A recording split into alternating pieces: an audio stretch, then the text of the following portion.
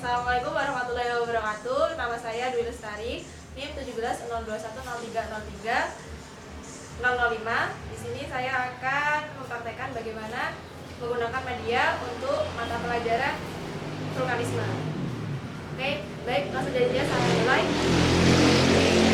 Assalamualaikum warahmatullahi wabarakatuh. Waalaikumsalam warahmatullahi wabarakatuh. Bagaimana kabarnya anak-anak? Baik, Bu. Kegiatan di rumah ngapain aja nih selama COVID-19 ini? Rebahan. Oh, rebahan ya. Berarti udah pada lupa dong? Masih ingat sedikit-sedikit. Oh iya. Adakah yang tidak masuk hari ini? Hadir semua, Bu. Ya, alhamdulillah. Oke, sebelum kita mulai pelajaran pada hari ini, marilah kita berdoa menurut agama dan kepercayaan kita masing-masing. Berdoa di persilahkan. Bisa diakhiri. Sebelum kita lanjut ke materi kita hari ini, adakah yang ingat materi sebelumnya? Ya, silakan. Mengenai tektonisme pergerakan lempeng di Indonesia tersusun dari 3 lempeng. Iya, benar. Australia, Indo-Australia, Ya. dan Eurasia. Oh, ya benar. Tepuk tangan dulu. Saya kira udah lupa karena kelamaan di rumah. Oke, hari ini kita akan mempelajari mengenai vulkanisme. Nah, kenapa kita mempelajari vulkanisme ini? Diharapkan kalian dapat memahami apa itu peristiwa vulkanisme dan bagaimana gejalanya, bagaimana pengaruh-pengaruh terhadap aktivitas vulkanisme ini. Oke, langsung saja kita masuk ke materi kita hari ini. Materi kita hari ini adalah vulkanisme. Vulkanisme itu merupakan peristiwa yang berkaitan dengan magma yang keluar dari perut bumi yang mengeluarkan material baik berupa padat, cair maupun gas akibat dari tekanan yang sangat tinggi dan suhu yang sangat tinggi dari bawah bumi. Lalu selanjutnya gejala vulkanisme itu dibagi menjadi 2. Yang pertama intrusi, yang kedua yaitu ekstrusi. Intrusi magma disebut juga dengan vulkanisme. Nah, intrusi magma ini merupakan peristiwa keluarnya magma tapi tidak sampai ke permukaan bumi. Jadi magma ini itu hanya menyusup di lapisan litosfer. Nah, hasil dari intrusi ini ada beberapa.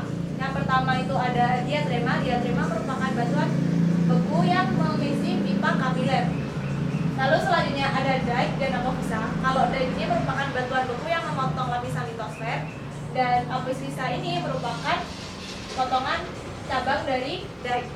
Lalu selanjutnya ada lakolit. Lakolit merupakan batuan beku yang berbentuk cembung. Ini bisa kalian lihat yaitu di sini cembung yang memisah litosfer menjadi 2 bagian. Nah, bedanya lakolit sama sil ini yaitu bentuknya. Kalau lakolit ini tadi cembung, kalau yang sil ini pipi.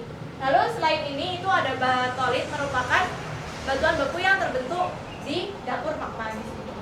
Lalu selanjutnya ekstruksi magma. Nah, ekstruksi magma ini disebut juga dengan vulkanisme. Nah, vulkanisme ini merupakan proses peristiwa keluarnya magma dari perut bumi ke permukaan bumi akibat tekanan dan suhu yang terlalu tinggi. Lalu selanjutnya ekstruksi magma ini itu memiliki tiga bahan yang dikeluarkan. Yang pertama yaitu es mata, yang kedua yaitu efusif, yang ketiga yaitu eskalasi. Yang pertama yaitu ada es mata,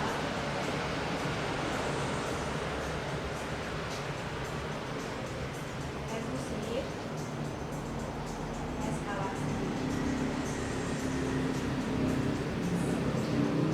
Nah, es mata ini merupakan material padat seperti pasir, kerikil, abu vulkanik. Lalu efusif ini merupakan material cair yang dikeluarkan dari perut bumi. Yaitu selanjutnya ada eskalasi, merupakan material gas yang disemburkan dari dalam perut bumi ke permukaan bumi. Lalu selanjutnya di sini ada jenis dan pengaruh erosi. Jenis dan pengaruh erosi di sini dibagi menjadi 3. Yang pertama yaitu ada erupsi linear.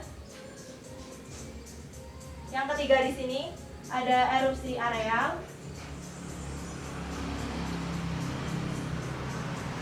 Lalu ketiga ini merupakan erupsi sentral.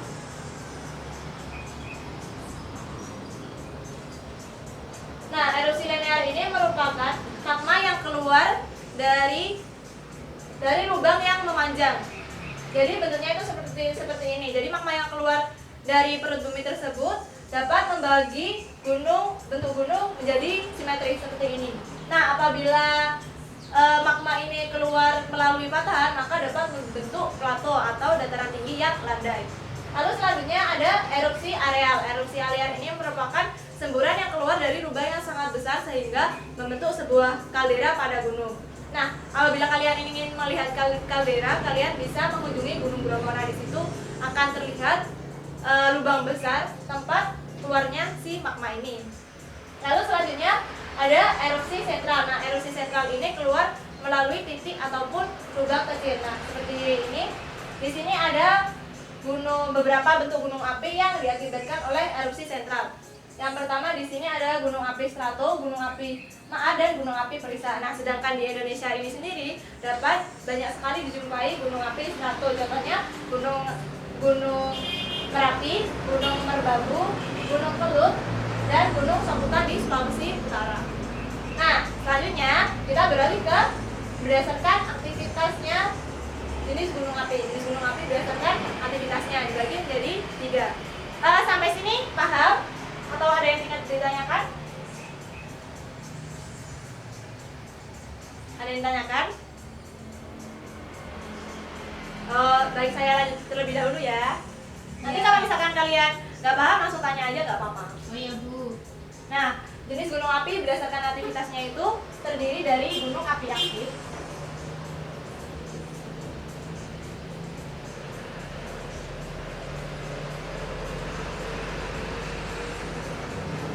gunung api istirahat, dan gunung api mati.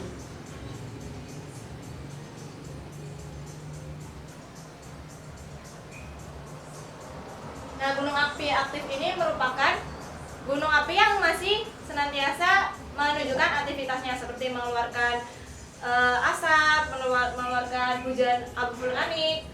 Nah, selanjutnya gunung api istirahat. Nah, gunung api istirahat ini bisa saja melakukan aktivitasnya, bisa saja tidak melakukan aktivitasnya. Seperti kita lihat di Gunung Kelut. Jadi tidak senantiasa gunung ini itu menunjukkan aktivitasnya. Jadi apa ya, kalau misalkan kalian mengistilahkan seperti bahasa sekarang itu, gunung api istirahat ini labil, ya kan? Kadang-kadang keluar, kadang-kadang enggak. Ya oke, lucu. Lalu selanjutnya yang ketiga merupakan gunung api mati. Nah, gunung api mati ini sudah tidak menunjukkan aktivitas gunung api sama sekali. Contohnya apabila kalian ingin melihat yaitu Gunung Patuha yang ada di Jawa Barat. Jadi dia ini meskipun gunung api, tetapi statusnya itu aktif, tidak melakukan aktivitas vulkanisme sama sekali. Oh iya, mau tanya? Itu Bu, kan Lumpur Lapindo itu terus mengeluarkan gas ya Bu ya. Apakah itu termasuk salah satu aktivitas vulkanisme? Oke, bagus sekali pertanyaannya ya. Nah, kalau yang kita lihat seperti fenomena di Lumpur Lapindo itu bukan merupakan vulkanisme, karena bukan merupakan vulkan atau gunung. Apabila kalian ingin melihat fenomena yang serupa, kalian itu bisa melihat di Beleduk yang merupakan vulkan lumpur. Nah, di situ itu emang salah satu gunung api yang masih aktif. Kalau misalnya kalian kesana sekarang, itu kalian bisa melihat ledakannya secara langsung. Dan merupakan termasuk gunung api yang eksplosif. Saya lanjut ya. Baik, saya lanjut yang selanjutnya yaitu tipe-tipe erupsi. Nah, di sini ada 7 tipe erupsi. Yang pertama yaitu tipe Hawaii, tipe Stromboli, tipe Merapi, tipe Pili, tipe Vulcano, tipe Peret, tipe Saint Vincent. Nah, di sini saya hanya akan jelaskan tipe Peret karena di Indonesia kan kita memiliki Gunung Krakatau. Nah, Gunung Krakatau yang meletus pada tahun 1883 ini itu merupakan tipe erupsi Peret. Karena apa? Karena semburan magmanya ini bisa mencapai 80 km dan kala itu membuat Eropa awannya itu menjadi berwarna merah sampai sejauh itu. Oke, sekian. Nah, karena tadi sudah sampaikan, mari kita lanjut ke simulasi.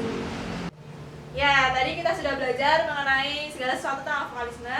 Selanjutnya kita akan melakukan simulasi bagaimana gunung meletus tersebut terjadi. Ada yang ingin mewakili ke depan? Saya, Maju Bu. percobaan.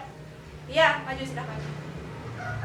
Nah, alatnya ini tuh sangat sederhana. Kalian butuh cuka, lalu pewarna makanan berwarna merah, lalu ada baking powder atau pengembang kue, lalu ada apa itu namanya, sabun buat cuci piring. Nah ini berhubung sudah saya masukkan, jadi di dalam ini ada sabun. Oke, langsung saja. Yang pertama yaitu, oh ya kamu aja deh, masukkan pewarna makanan terlebih dahulu agar ini tuh hasil, aduh apa ini? Ya nggak apa-apa, hasil letusannya itu bisa bagus.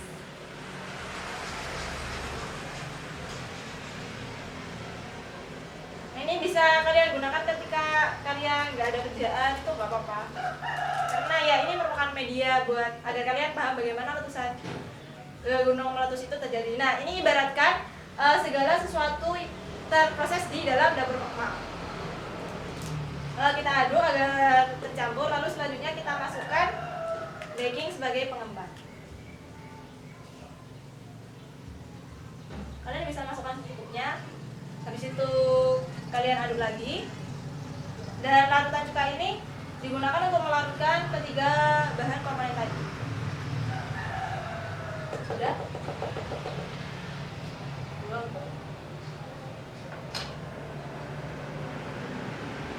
Karena ini membutuhkan proses yang lama, jadi kalian harus bersabar. Kan magma keluar itu kan juga tidak langsung keluar, jadi diproses dulu di dalam perut bumi, lalu kemudian akan keluar.